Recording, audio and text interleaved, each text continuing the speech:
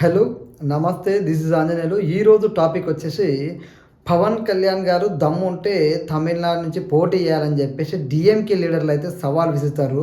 పవన్ కళ్యాణ్ గారు మురుగన్ సమ్మేళనంలో పాల్గొన్నాడు. ఆ సభనైతే ఫుల్ సక్సెస్ అయింది. అయితే పవన్ కళ్యాణ్ గారి ప్రభావం నిజంగానే తమిళనాడు ఉంటుందా? ఎందుకు డీఎంకే లీడర్లు పవన్ కళ్యాణ్ అంటే భయపడతారు? అసలు పవన్ కళ్యాణ్ గారి ప్రభావం ఏ మేర ఉంటుంది అనేది ఈరోజు మన టాపిక్లోకి వెళ్ళబోయే ముందు దయచేసి ఒక లైక్ ఇవ్వడం మర్చిపోకండి. వీడియో పూర్తి అవ్వండి. నచ్చితే మాత్రం సబ్స్క్రైబ్ చేసుకోండి. చలో టాపిక్లోకి వెళ్దాం. ఈరోజు టాపిక్ వచ్చేసి పవన్ కళ్యాణ్ గారు గతంలోనే సనాతన ధర్మాన్ని డెంగ్యూ మలేరియాతో పోల్చినటువంటి ఉదయనిధి స్టాలిన్ చేసిన కామెంట్స్కి పవన్ కళ్యాణ్ గారు తిరుపతి వేదికగా కౌంటర్ ఇవ్వడం జరిగింది. సనాతన ధర్మం జోలికి వస్తే ఎవరిని ఉపేక్షించము, ప్రతి మతాన్ని గౌరవిస్తాము, సనాతన ధర్మాన్ని ప్రేమిస్తామని చెప్పేసి పవన్ కళ్యాణ్ గారు చాలా స్ట్రాంగ్గా ఆ రోజు ఉదయనిధి స్టాలిన్కి అయితే కౌంటర్ ఇవ్వడం జరిగింది.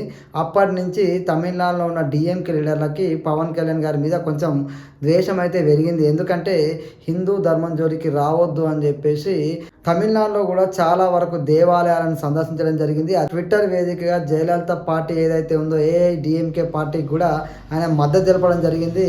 అనేక సందర్భాల్లో ఏఐడిఎంకే గురించి మాట్లాడడం జరిగింది. దాంతోపాటు మొన్న ఏఐడిఎంకే బీజేపీ పొత్తు కూడా పెట్టుకోవడం అయితే జరిగింది. మనందరికీ తెలుసు. రానున్న రోజులలో తమిళనాడులో ఎలక్షన్స్ రాబోతున్నాయి. ఆ ఎలక్షన్స్లో పవన్ కళ్యాణ్ గారి ప్రభావం ఉండబోతుందా? అసలు ఎందుకు డిఎంకే పవన్ కళ్యాణ్ గారు అంటే భయపడుతుంది అనేది మనం మాట్లాడుకుందాము. ముఖ్యంగా మురుగన్ సమ్మేళనం ఏదైతే నిర్వహించిండ్రో ఆ మురుగన్ సమ్మేళనానికి పవన్ కళ్యాణ్ గారు ముఖ్య అతిథిగా అటెండ్ అయ్యి తమిళనాడు కల్చర్తో పాటు తమిళనాడు సంబంధించిన ప్రతి విషయాన్ని పవన్ కళ్యాణ్ గారు ముఖ్యంగా సనాతన ధర్మం గురించి చాలా చక్కగా వివరించడం జరిగింది. అది కూడా తమిళ్లో. పవన్ కళ్యాణ్ గారికి తమిళం కూడా ఈజీగా మాట్లాడగలుగుతాడు కాబట్టి, తమిళం అర్థమవుతుంది కాబట్టి ఖచ్చితంగా తమిళ్లో పవన్ కళ్యాణ్ గారు మాట్లాడిన స్పీచ్ చూస్తే తమిళనాడు ప్రజలకు కూడా పవన్ కళ్యాణ్ గారు చెప్పిన మాటలు నిజంగా ముఖ్యంగా హిందువులకైతే పవన్ కళ్యాణ్ గారి మాటలు బలంగా జనాల్లోకి వెళ్ళినాయి. ముఖ్యంగా ఆ సభ మురుగన్ సమ్మేళనం పెద్ద ఎత్తున సక్సెస్ అయింది. గతంలో కూడా స్టాలిన్ కొడుకు మాటల్ని ఉదాహరిస్తూ ఎన్నో సందర్భాల్లో పవన్ కళ్యాణ్ గారు వ్యతిరేకించడం జరిగింది. అదేవిధంగా సెక్యులరిజం గురించి కూడా ఈ మురుగన్ సమ్మేళనంలో మాట్లాడడం జరిగింది. ముఖ్యంగా అన్నమలై, మన అందరికీ తెలుసు, బీజేపీ అధ్యక్షుడు మాజీ అధ్యక్షుడు అన్నమలైకి తమిళనాడులో విపరీతమైన క్రేజ్ ఉంటుంది. ఆయన పవన్ కళ్యాణ్ గారు ఒకే వేదిక నుంచి తమిళనాడు ప్రజలకి ముఖ్యంగా హిందువులకి ఒక గొప్ప సందేశాన్ని అయితే పంపించడం జరిగింది.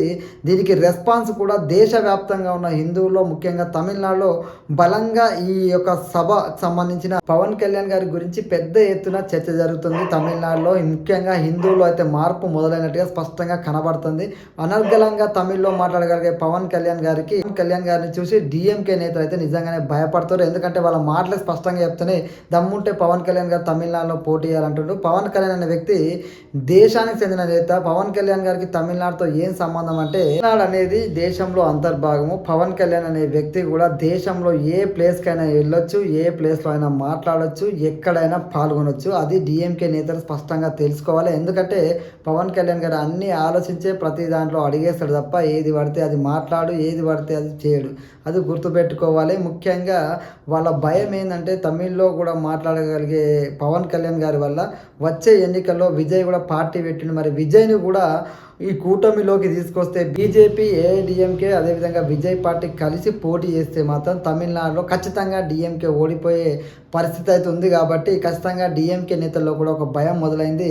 పవన్ కళ్యాణ్ గారి ప్రభావం ఏ మేరకు ఉంటుందంటే, పవన్ కళ్యాణ్ గారి ప్రభావం అనేది పవన్ కళ్యాణ్ గారు తమిళ్లో మాట్లాడి ముఖ్యంగా హిందువులను అయితే పక్కాగా ప్రభావితం చేయగలడు. అదేవిధంగా న్యూట్రల్గా ఉండే వాళ్ళని కూడా దేశంలో ముఖ్యంగా సౌత్ ఇండియాలో చాలామందిని ప్రభావితం చేయగల సామర్థ్యం పవన్ కళ్యాణ్ గారి సొంతం. ఎందుకంటే ఓడిపోతే వెనకడిగేసేటోడు కాదు, గెలిపొచ్చిందని పొంగిపోయేటోడు కాదు. పవన్ కళ్యాణ్ అనే వ్యక్తి ఏది చేయాలనుకుంటారో అది చేసుకుంటే పోయేటోడు. కాబట్టి ఖచ్చితంగా పవన్ కళ్యాణ్ గారి ప్రభావం దేశవ్యాప్తంగా ఉంది. కాబట్టి తమిళనాడులో కూడా ఉండబోతుంది. ముఖ్యంగా కీలక పాత్ర తమిళనాడు ఎన్నికల్లో పవన్ కళ్యాణ్ పోషించబోతున్నారు.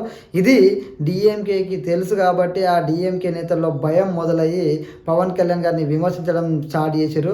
పవన్ కళ్యాణ్ గారు దమ్ముంటే ఈడ పోటీ చేయాలి, ఏం సంబంధం అంటే తమిళనాడు అనేది దేశంలో అంతర్భాగం, అది మర్చిపోయి సోయి తప్పి మాట్లాడతారు. ముఖ్యంగా డీఎంకే ఏదైతే ఉందో స్టాలిన్ కొడుకు ఉదయనిధి స్టాలిన్ సనాతన ధర్మాన్ని వ్యతిరేకిస్తూ మాట్లాడినప్పుడు, డెంగ్యూ మలేరియాను పోల్చినప్పుడు ఈ నేతలు ఎందుకు మాట్లాడలేదని హిందువులు అయితే పెద్ద ఎత్తున తమిళనాడులో చర్చ జరుగుతుంది. అదేవిధంగా దేశవ్యాప్తంగా కూడా చర్చ జరుగుతుంది. అన్నమలయ్య గారు, పవన్ కళ్యాణ్ గారు ఇద్దరు ఒకే వేదిక నుంచి స్పీచ్ కానీ, వారిద్దరూ ఒకే స్టేజ్ మీద ఉండడం కానీ, వాళ్ళు చాలా రోజులతో ఒకే వేదిక మీద కనబడడం అనేది ఖచ్చితంగా తమిళనాడు రాజకీయాల్లో ముఖ్యంగా హిందువుల్లో అయితే ఖచ్చితమైన సంకేతాలు పోయినాయి. ఖచ్చితంగా ఈ ప్రభావం తమిళనాడులో పవన్ కళ్యాణ్ గారి ప్రభావం ఉంటుంది. రానున్న ఎన్నికల్లో పవన్ కళ్యాణ్ గారి యొక్క ప్రభావం మీద భయపడి డిఎంకే నేతలు పవన్ కళ్యాణ్ గారి కౌంటర్ చేస్తారు. దానికి బీజేపీ కూడా అదే విధంగా కౌంటర్ అయితే ఇస్తుంది. ఏదేమైనప్పటికీ పవన్ కళ్యాణ్ గారు వెళ్ళినటువంటి మురుగన్ సమ్మేళనం అయితే పెద్ద ఎత్తున విజయవంతమైంది. జై హింద్.